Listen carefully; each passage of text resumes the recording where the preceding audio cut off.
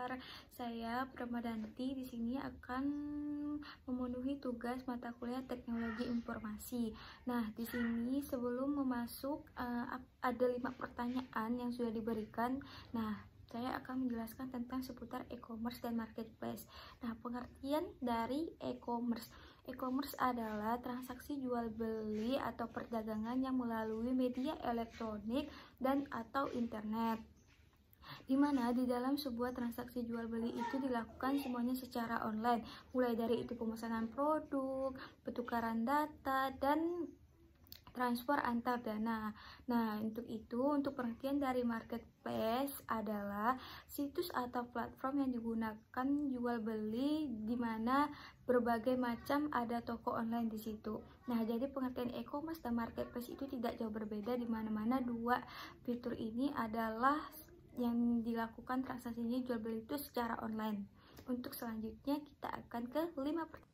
Nah, pertanyaan pertama itu, apa yang membuat e-commerce dan marketplace menjadi populer di Indonesia?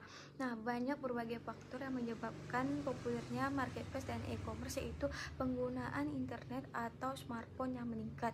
Karena penggunaan internet di Indonesia cukup banyak, ada sekitar 215,63 ribu pengguna, di mana ini terdapat dari periode sekitaran 2022 sampai 2023. Penggunaan internet ini cukup cepat memungkinkan untuk orang mengakses platform e-commerce dan marketplace. Nah, yang kedua ada pilihan produk yang luas. Dengan jangkauan kategori produk yang lebih luas, maka demokrasi pembeli pun juga akan lebih luas dan bervariasi.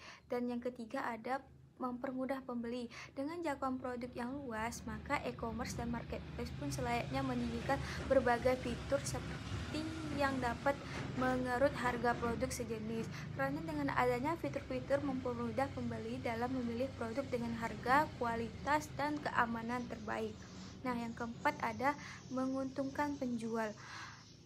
Untung penjual di e-commerce dan marketplace ini tentu banyak untungnya, karena tidak perlu menghabiskan waktu mereka juga sebagai penjual, tidak perlu mencari pelanggan mulai dari nol, karena potensi pembeli untuk mereka dari jumlah pengunjung marketplace dan e-commerce. Penjual hanya perlu memposting dan menyediakan foto produk dan diupload di marketplace dan di e-commerce. Nah, di sini yang kelima, banyaknya pengguna media sosial. Pembeli barang di e-commerce dan marketplace dipengaruhi juga oleh strategi marketing yang dilakukan penjual di media sosial. Maka dari itu, banyaknya pengguna media sosial di Indonesia berpengaruh besar dan pada peningkatan laju e-commerce dan marketplace. Nah, dan untuk soal kedua itu pertanyaannya, bagaimana pengaruh e-commerce dan marketplace terhadap perkembangan bisnis di pasar tradisional di Indonesia? Nah, untuk itu tentu ada ya pasti pengaruh e-commerce dan marketplace ini untuk dalam bisnis tradisional.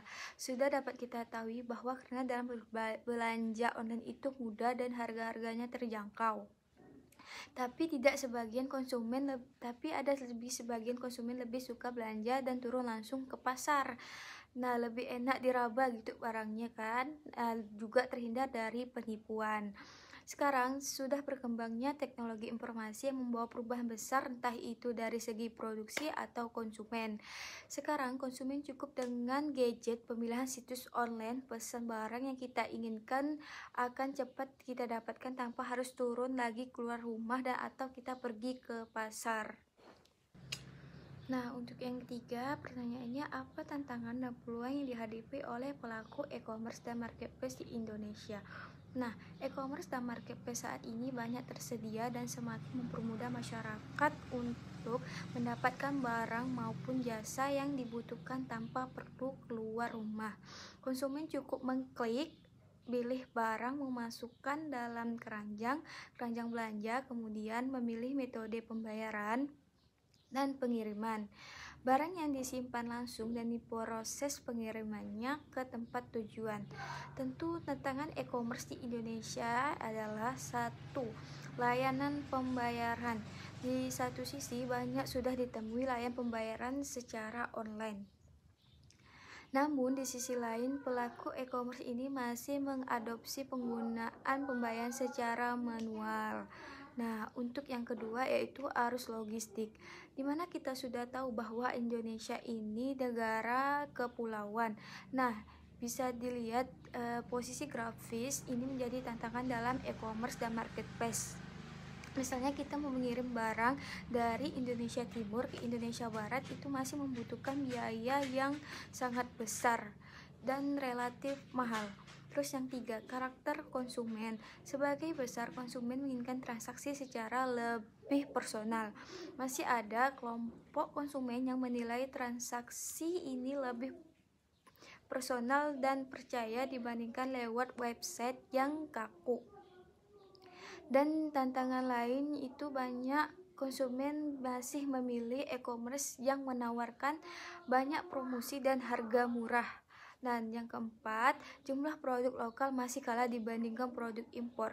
Memang sudah selama 4 tahun terakhir e-commerce ini mengalami peningkatan sampai 500%, tapi produk Indonesia yang dijual platform e-commerce masih kalah di bawah 10%. Ini membuat Indonesia sebagai sebatas market saja.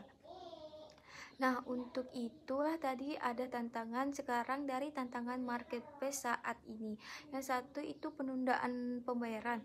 Karena pembayaran tidak seperti e-commerce, pedagang yang berjualan lewat marketplace ini tidak langsung menerima uangnya setelah transaksi masuk. Nah, yang kedua, loyalitas konsumen cenderung kurang. Terus yang ada ketiga nih langsung ya, sulitnya melakukan komunikasi yang berarti. Komunikasi langsung dengan pembelian bisa menjadi salah satu senjata promosi merek bagi penjual. Akan tetapi komunikasi lewat sistem pesan marketplace cenderung kurang personal. Yang keempat itu ada kurangnya kebebasan dalam mengatur desain toko. Toko online buatan sendiri biasanya lebih mudah dibandingkan dijadikan bahan promosi tidak langsung lewat desainnya.